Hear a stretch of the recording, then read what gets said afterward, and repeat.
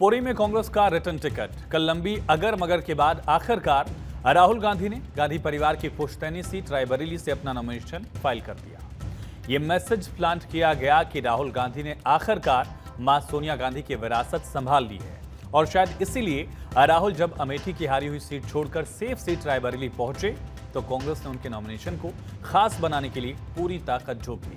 UP में सिर्फ एक सीट पर सिमट चुकी कांग्रेस के लिए यह शक्ति प्रदर्शन का भी मौका था और इसमें कांग्रेस ने कोई कसर नहीं छोड़ी। लेकिन एक तरफ जब राहुल गांधी पूरे जोश खरोश के साथ रायबरेली से नॉमिनेशन फाइल कर रहे थे, ठीक उसी वक्त कांग्रेस की ही एक प्रत्याशी पार्टी को अपना टिकट लौटा रही थी। इससे पहले भी सूरत और इंदौर में कांग्रेस के प्रत्याशी ऐन मौके पर नॉमिनेशन वापस लेकर पार्टी को झटका दे चुके हैं। लेकिन इस बार की बात कुछ और है, क्योंकि ओडिशा के पुरी से कांग्रेस कैंडिडेट सुचारिता मोहंती ने सिर्फ इसीलिए कांग्रेस का टिकट लौटा दिया क्योंकि पार्टी ने उन्हें चुनाव कैंपेन के लिए फंड देने से मना कर दिया था और उनकी फाइनेंशियल कंडीशन ऐसी नहीं थी कि वो अपने खर्चे पर चुनाव लड़ सके, ये उनका कहना है। ऐसे में उन्होंने टिकट लौटा दिया और इससे पहले सुचारिता मोहंती ने चुनाव प्रचार के लिए भी पब्लिक फंडिंग की मदद ली थी। उन्होंने सोशल मीडिया पर अपना क्यूआर कोड शेयर किया था, आम लोगों से डोनेशन की अपील की थी, जो आप देख भी रहे हैं क्यूआर कोड, ताकि वो चुनाव लड़ सके। लेकिन इससे बात बनी नहीं। आखिरकार उन्होंने पार्टी महासचिव केसी वेणुगोपाल को एक लेटर लिखा, मेल लिखकर टिकट को वापस कर दिया। इस मेल के सब्जेक्ट में उन्होंने लिखा, returning ticket as I have been denied party funding, यानी कि पार्टी को ये टिकट इसलिए वापस लौटा रही हूं क्योंकि मुझे फंड के लिए मना कर दिया गया है। नीचे उन्होंने लिखा कि पुरी में मेरे चुनाव अभियान को तगड़ा नुकसान पहुंचा है क्योंकि पार्टी ने मुझे फंड देने से इनकार कर दिया। केसी वेणुगोपाल को लिखी मेल में उन्होंने दावा किया कि ओडिशा कांग्रेस के चीफ अजय कुमार ने उनसे अपने दम पर फंड जुटाने की बात कही थी, जो वो नहीं कर सकती। उन्होंने आगे लिखा कि वो एक सैलरीड जर्नलिस्ट थी जिसने 10 साल पहले पॉलिटिक्स में एंट्री की और पुरी के प्रचार अभियान में वो अपना सब कुछ झोंक चुकी हैं। चुनाव लड़ने के लिए पब्लिक फंडिंग की भी हेल्प ले चुकी हैं, लेकिन इतने पैसों से काम नहीं चलेगा और फंड की कमी की वजह से कांग्रेस से सीट हार रही है। आगे वो लिखती हैं, पार्टी फंडिंग के बिना वो चुनाव नहीं लड़ सकती।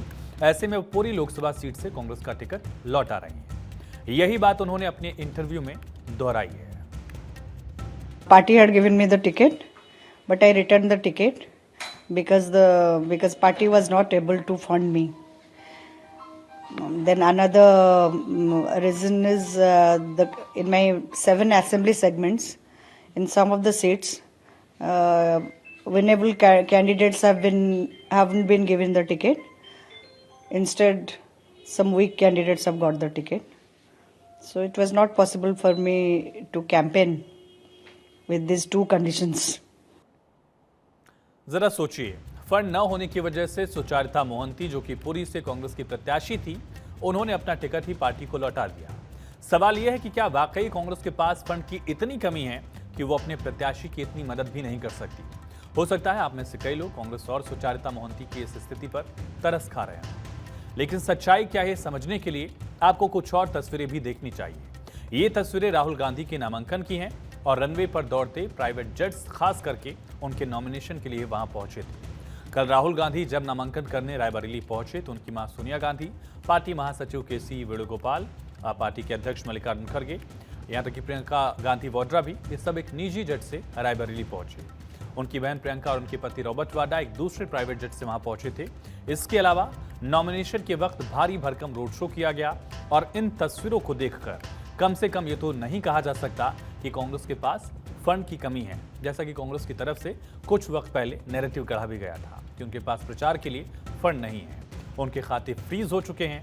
लेकिन रायबरेली की तस्वीरें बताती हैं कि ऐसा कुछ है नहीं। कांग्रेस के पास फंड भी है, संसाधन भी है, लेकिन ये सब सिर्फ चुनिंदा लोगों के लिए है, राहुल गांधी के लिए है, न कि किसी सुचारिता मोहंती के लिए। इसे समझने के लिए आपको एक और तस्वीर देखनी चाहिए। कल सुबह तक ये साफ नहीं था कि राहुल कहां से नामांकन करेंगे, अमेठी से या रायबरेली से। आखिर में तय हुआ कि राहुल रायबरेली जाएंगे और अमेठी की सीट गांधी परिवार के वफादार रहे दरअसल केएल शर्मा, किशोरी लाल शर्मा को दी जाएगी। कल जब राहुल गांधी रायबरेली से नामांकन दाखिल कर रहे थे, ठीक उसी वक्त किशोरी लाल शर्मा ने भी अपना नॉमिनेशन फाइल किया, लेकिन कमोबेश अकेले। जबकि कुछ ही किलोमीटर दूर राहुल गांधी के साथ पूरी कांग्रेस के संसाधन मौजूद थे। वहीं किशोरी लाल शर्मा खामोशी के साथ अपना नॉमिनेशन फाइल कर रहे थे, वो भी तब जबकि उन्हें गांधी परिवार का करीबी और वफादार कहा जाता है। अमेठी कांग्रेस की पुश्तैनी सीट रही है, जहां से खुद राजीव गांधी चुनाव लड़ते रहे। इन तस्वीरों से स्पष्ट है कि कांग्रेस अपनी पूरी ऊर्जा, क्षमता और पैसा सिर्फ राहुल गांधी को लॉन्च करने में खर्च करेगी, किसी प्रत्याशी के चुनाव प्रचार में नहीं। और सुचारिता मोहंती की ईमेल का मैसेज शायद यही है क्या?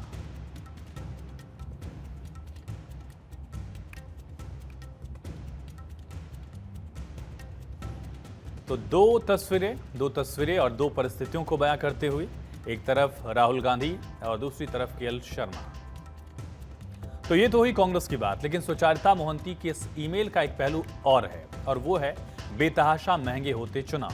खुद देश की वित्त मंत्री निर्मला सीतारमण भी इसी वजह से लोकसभा चुनाव लड़ने से इनकार कर चुके हैं। उन्होंने एक इंटरव्यू में माना था कि पार्टी ने उनसे चुनाव लड़ने के लिए कहा था, लेकिन उनके पास चुनाव लड़ने लायक पैसे नहीं थे और इसीलिए उन्होंने पार्टी को मना कर दिया था। जरा सोचिए, निर्मला सीतारमण इस देश के वित्त मंत्री हैं, लेकिन वो भी चुनाव लड़ने की हिम्मत नहीं जुटा पाई। वैसे कुछ और भी दिलचस्प आंकड़े हैं जिनका जिक्र आज जरूरी हो जाता है। सेंटर फॉर मीडिया स्टडीज यानी सीएमएस की एक रिपोर्ट थी, और इस रिपोर्ट में कहा गया था कि 2024 का आम चुनाव दुनिया का सबसे महंगा चुनाव होने वाला है, जिसमें 1.2 लाख करोड़ से ज्यादा खर्च होने का अनुमान है। देश में कुल 543 लोकसभा सीट हैं और इस लिहाज से औसतन हर लोकसभा सीट पर 220 करोड़ का खर्च होना है, और इस लिहाज से हर प्रत्याशी का औसतन चुनाव खर्च 6 करोड़ रुपए है, वो भी तब जबकि चुनाव आयोग ने चुनाव खर्च की लिमिट महज 95 लाख रुपए तय कर रखी है। यानी इससे ज्यादा पैसा नहीं खर्च किया जा सकता है। लेकिन चुनाव आयोग के नियमों के मुताबिक चुनाव खर्च में उम्मीदवार के चुनाव अभियान का भी खर्च शामिल है। सार्वजनिक सभा, रैली, प्रचार सामग्री का खर्च भी इसमें जुड़ता है। पोस्टर, बैनर, वाहनों और मीडिया में दिए गए विज्ञापनों का खर्च भी इसी का हिस्सा है। और चुनाव के दौरान जितना भी पैसा खर्च हुआ है, उसका पूरा हिसाब रखना जरूरी होता है। बाद में नामांकन से रिजल्ट आने तक जितना भी खर्च हुआ होता है, उसको पूरा जो ब्यौरा है वो इलेक्शन कमीशन को सौंपा जाता है। और ये खर्च तय लिमिट से ज्यादा नहीं होनी चाहिए, यानी 95 लाख रुपए से ज्यादा खर्च नहीं कर सकते आप। और अगर इससे ज्यादा खर्च हुआ तो चुनाव रद्द हो सकता है, आपकी सांसदी तक जा सकती है। लेकिन फिर भी एक प्रत्याशी का एवरेज खर्च 6 करोड़ रुपए है। 6 करोड़ ये बहुत बड़ी रकम होती है। एक आम आदमी तो शायद ही इतनी पूरी जिंदगी में इतनी रकम इकट्ठा कर पाए। तो ऐसे में वो चुनाव लड़ने का सपना आखिर देखे भी तो कैसे, वो भी तब जबकि चुनावों में पैसा पानी की तरह बहाना पड़े। तमाम सवाल